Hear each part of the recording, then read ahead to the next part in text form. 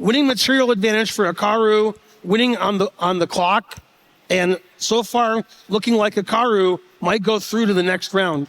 Exactly, and Hikaru on the cusp of eliminating Arjun Erigaisi, again with fantastic technique, swapping off rooks. And we're seeing Arjun just has to roll the dice, just hope for the best, advancing the kingside pawns. And now the king is just going to step up. Arjun, if he can survive, it's going to be all about trading off queens. Yeah, the one bad thing about Arjun's position, other than he's losing on the board, is because of the bid, his clock situation is really poor. He does have draw odds. So the game's not over. King A1, Hikaru tucks his king away. Arjun's king looks relatively safe now behind all of his pawns. And the question is, how does black break through? Well, how does white break through? Will Hikaru trade queens and move his rook to the 7th, or keep the queens on because black's king is on G6? I think he's going to keep the queens on. Exactly. You always judge whether you want to be trading off queens depending on king safety. Black's king not safe at all. So look at this lovely move, eyeballing the pawn on B7, and that's it for Arjun. He has to, again, take a decision where to go. The problem is that the rook is so mobile. This position is so open. The rooks and queens, they are in their element. The queen steps up. And now what's to stop the rook coming up? Get the rook onto the 7th. I want to take on B7. I like taking on B7. No, he doesn't do either one. Okay. Repeats the position, but just one time. Just one time, and he improves the queen a little bit more. Yeah, I don't know why he didn't take the pawn on B7 or come up with a rook, but he starts to just get those pieces into their prime squares. Queen has to move. And Hikaru better be careful. There's some perpetual checks against his king. His king is getting pretty closed off. yeah. So Hikaru has to be careful. Hikaru with 3 minutes on the clock. Arjun only 1 minute and 12. Anything can still happen. Hikaru should win, but he still has to have good technique. Arjun's not making it easy, Ovi.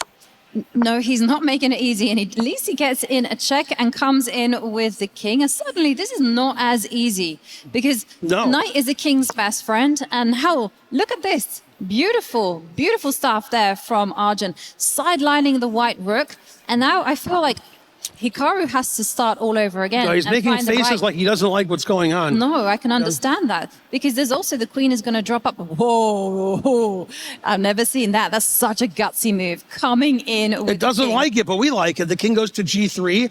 Where's Nigel Short when you need him? The king walking up the board, attacking on the king's side. So black is playing on both sides of the board. The king wants to go to G3 and take the G2 pawn. The queen wants to go to C4 and get perpetual check. Hikaru has to stop everything.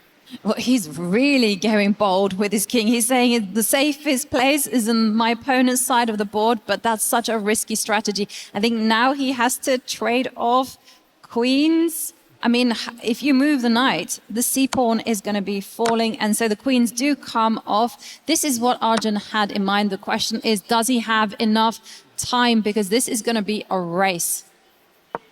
To move the knight, you can take the pawn, and then you're going to have to take the pawn on a4. So black's pawns are going to be disappearing from the left, and it's going to be all about the h-pawn for Arjun. So exciting here. 43 seconds for Arjun left on the clock.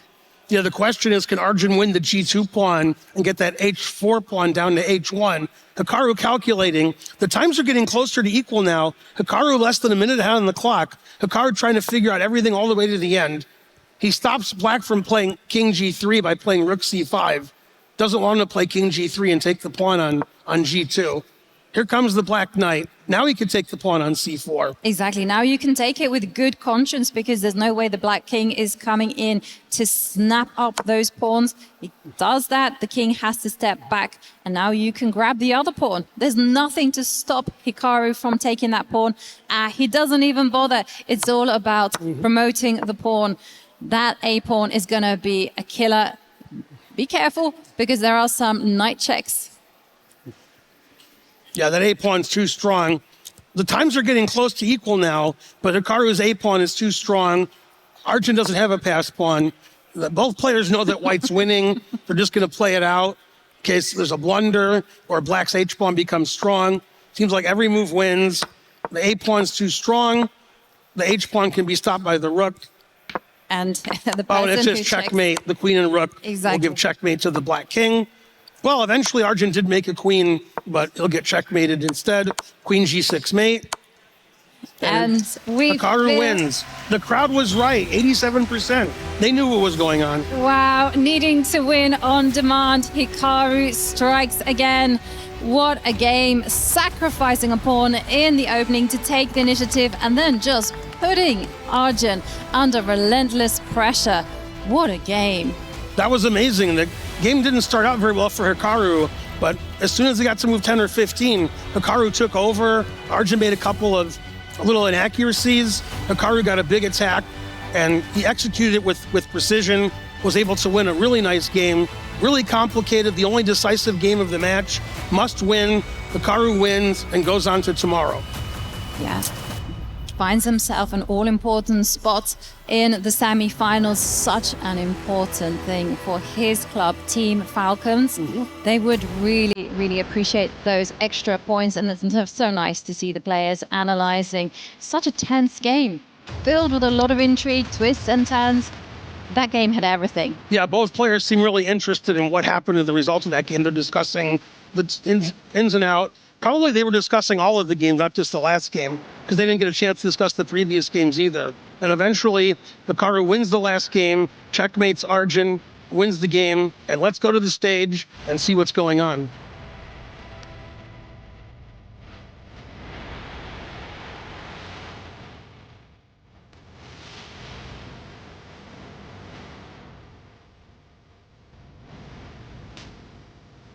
Okay, ladies and gentlemen, as the key is handed over, please, one more time, put your hands together for Arjun Erigaisi.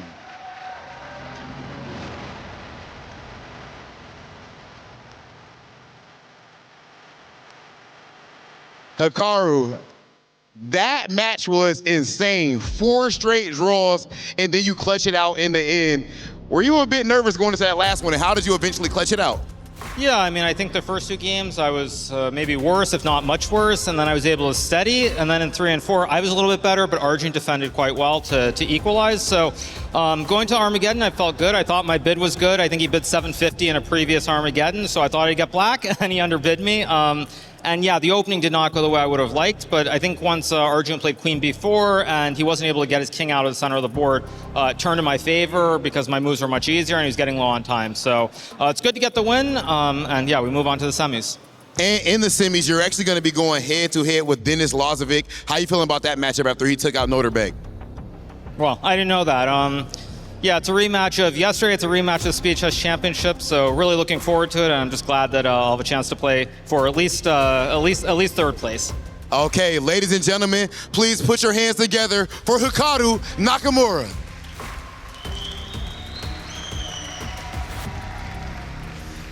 An exciting first match, and it is time for our first key crush of the day, as Arjun Erigaisi's key must be crushed by the rightful winner of this match, Hikaru Nakamura. We are setting the key up and getting ready to get a loud pop, the one that represents the players' hopes and dreams. All we have to do is to get this one out to validate that ticket into the semi-finals. Let's hear it.